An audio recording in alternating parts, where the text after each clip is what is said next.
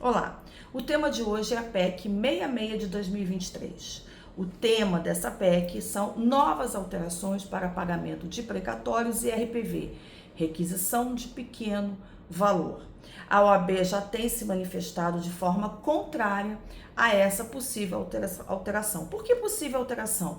Já passou pela Câmara, já passou pela primeira votação do Senado, ao que tudo indica, vai passar, vai ser aprovada e efetivada.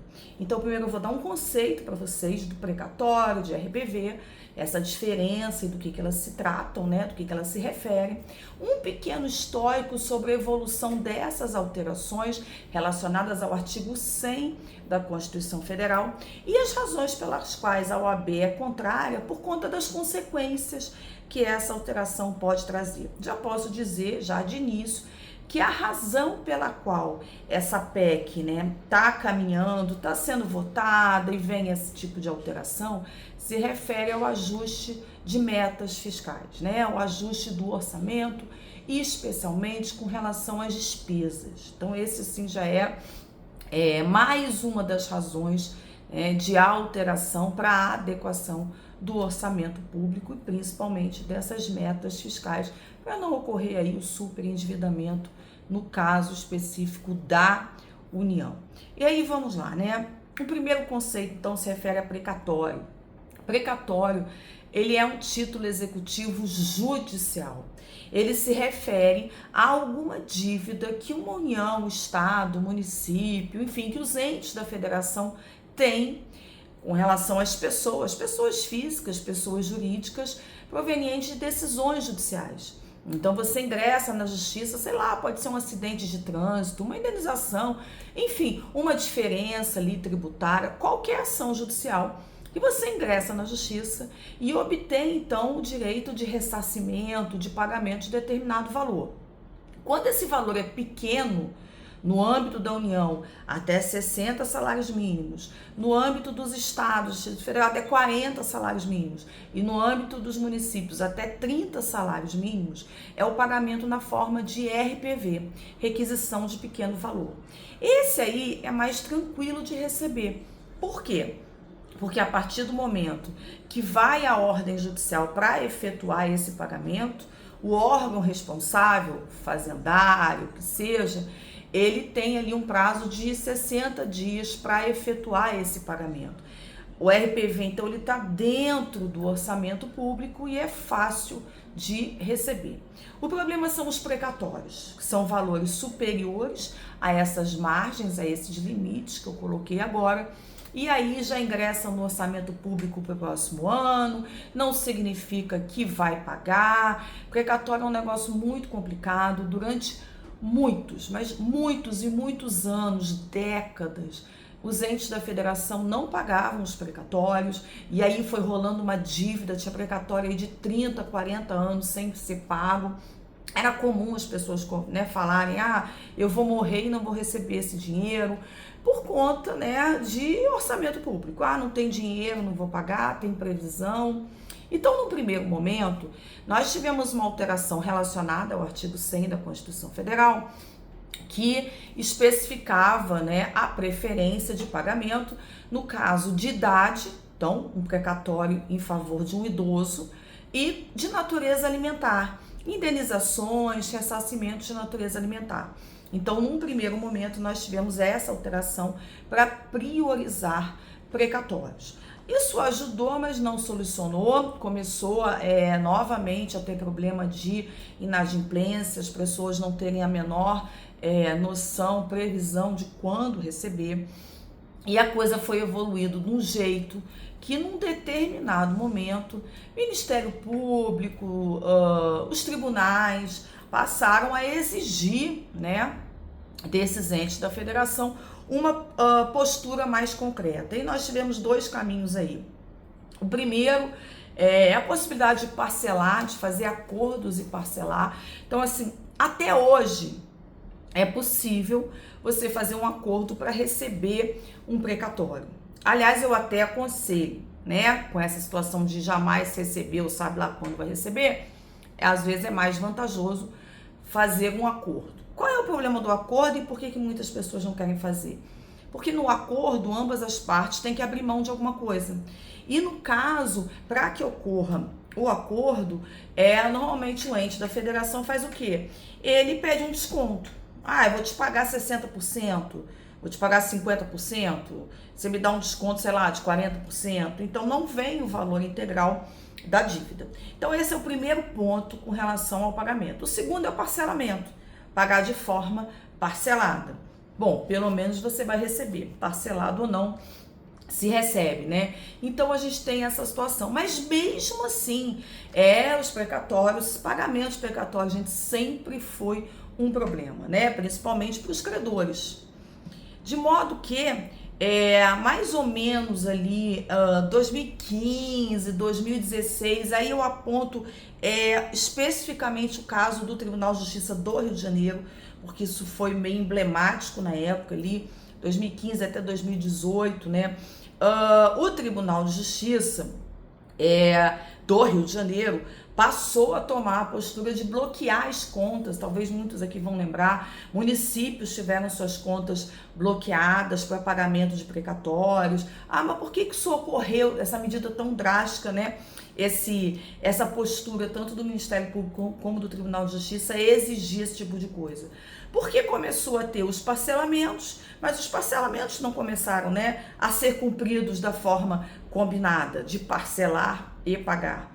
Então começou a ter esse calote, entre aspas, dos precatórios. Então quando chegou nessa época, começou-se a tomar medidas mais efetivas e a medida efetiva foi o bloqueio das contas.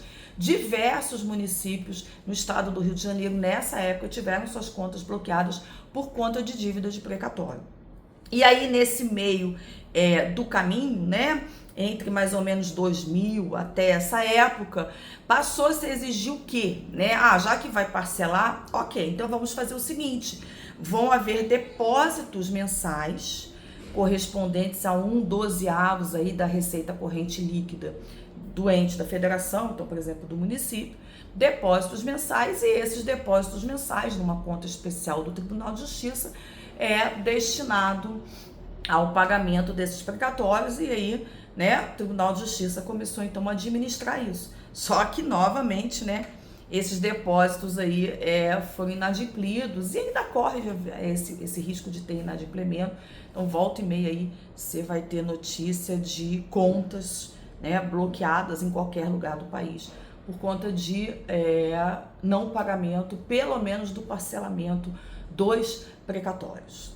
E aí, no meio dessa confusão toda, então, a coisa caminha dessa forma. Precatório, então, se você não quiser fazer acordo, sabe lá quando você vai receber. Se você quiser fazer acordo, você vai receber o dinheiro integral, mas com desconto significativo, ou então na forma parcelada. Enfim, a coisa foi caminhando dessa forma. E aí veio essa PEC. Qual é o objetivo dessa PEC?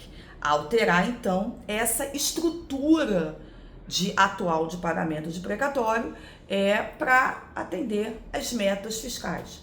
Resumindo, né, cortar os gastos dos entes da federação, porque aí não é só a União, mas os entes da federação de forma geral.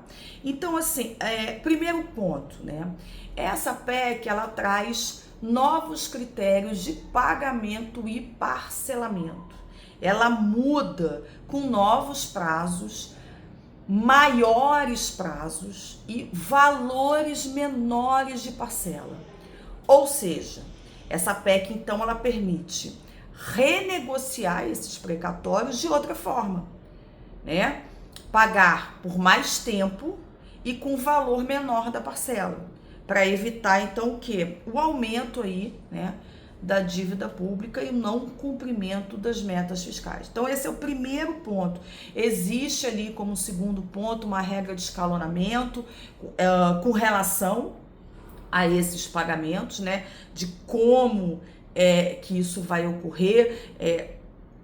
inclusive a possibilidade de reparcelar depois de 5 anos. A gente tem que ver o texto final, né? Como que ele vai ser aprovado, mas tem essa hipótese também de daqui a 5 anos renegociar, reparcelar. E aí é que entra a OAB. Por que a OAB se posicionou contra? Porque ela entende, como eu acabei de colocar nesse vídeo, né, a dificuldade de receber um precatório, a dificuldade de um ente da federação realmente quitar o precatório. Ela entende, então, que primeiro, essa PEC, ela viola direitos de credores.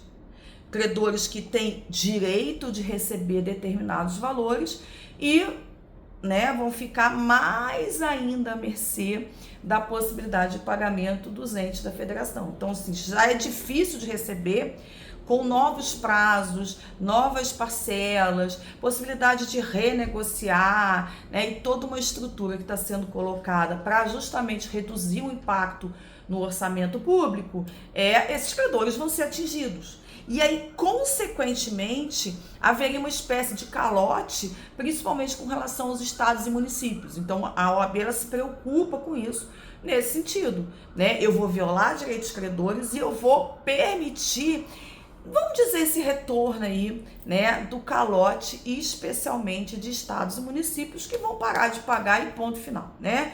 E a vida que segue nesse sentido. Então, assim, é o primeiro ponto. Por quê? Porque você vai abrir maior brecha para o inadimplemento. Então, assim, se até então você tinha uma regra específica e o não cumprimento disso acarretava, inclusive, no bloqueio das contas, esse novo posicionamento, né, de poder refinanciar, de poder renegociar, de reparcelar com prazos maiores, valores menores, afetaria a segurança jurídica do pagamento desses precatórios. Então, essa é a maior, vamos dizer assim, o maior problema, né, que a OAB enxerga, e vai até muito além. Alguns opositores, né, vamos colocar dessa forma, ainda diz o seguinte: além do calote, eu poderia configurar uma espécie de confisco, né, porque no final das contas o não pagamento, pagamento num valor menor, você está retendo o valor que não é seu. O precatório não é mais o seu dinheiro, ente da federação, é dinheiro que pertence àquele credor. Então, não entregar esse valor não deixa de ser uma forma de retenção de algo que não é seu. E aí acarreta numa espécie, né, de confisco. Aí confisco é meio que pegar pesado mesmo, né? Mas temos aí opositores falando dessa forma. E aí eu trago um ponto ainda que não se refere ao OAB, mas se refere a conclusões aqui óbvias, né, minhas, mas óbvias, qualquer um vai chegar nesse ponto também, que é o quê? É permitido, pelo texto dessa PEC, que os entes da federação possam buscar recursos em instituições financeiras para pagamento aí, né, linha de crédito para pagar aí esses precatórios renegociados, repactuados, reparcelados, enfim. E aí tem um outro problema. Veja a situação. Eu estou alterando o pagamento de precatório para cumprir meta fiscal. Cumprimento de meta fiscal é o quê? Controle da dívida pública. Por outro lado, eu crio uma linha de crédito para poder bancar esse novo pagamento. E linha de crédito é uma espécie de um empréstimo, operação de crédito. Operação de crédito aumenta a dívida pública. Então, se de um lado eu estou procurando reduzir o impacto financeiro que os precatórios trazem, por um outro lado, eu vou aumentar a minha dívida para justamente renegociar esses precatórios. Então, uma coisa que tem que tomar muito cuidado, principalmente no direito financeiro, com relação ao impacto nisso no orçamento público, né? Porque o morde-a-sopra talvez dê ruim aí no futuro. Então, eu acrescentaria mais essa observação junto com tudo que a OAB trouxe, porque o problema não envolve só os credores, né, e esse inadimplemento, esse possível calote, assim, voltar, né, a um passado não tão distante assim, mas voltar a uma situação também de superendividamento por conta de linhas de crédito. Então, uma coisa assim que é complicado, tá, gente? É bem complicado. Vamos ver aí qual vai ser o resultado, mas pelo caminhar vai ser aprovado, porque até agora tem sido aprovado. E aí vamos ver aí o impacto. Esse impacto atinge qualquer pessoa que já tenha uma ação judicial ou vá ingressar um dia no futuro com uma ação judicial em face de algum ente da federação aí e tenha recursos para receber. E aí reze para ser um RPV, né? Requisição de pequeno valor. Porque se cair no precatório, aí sabe lá quando que vai receber. Até o próximo vídeo.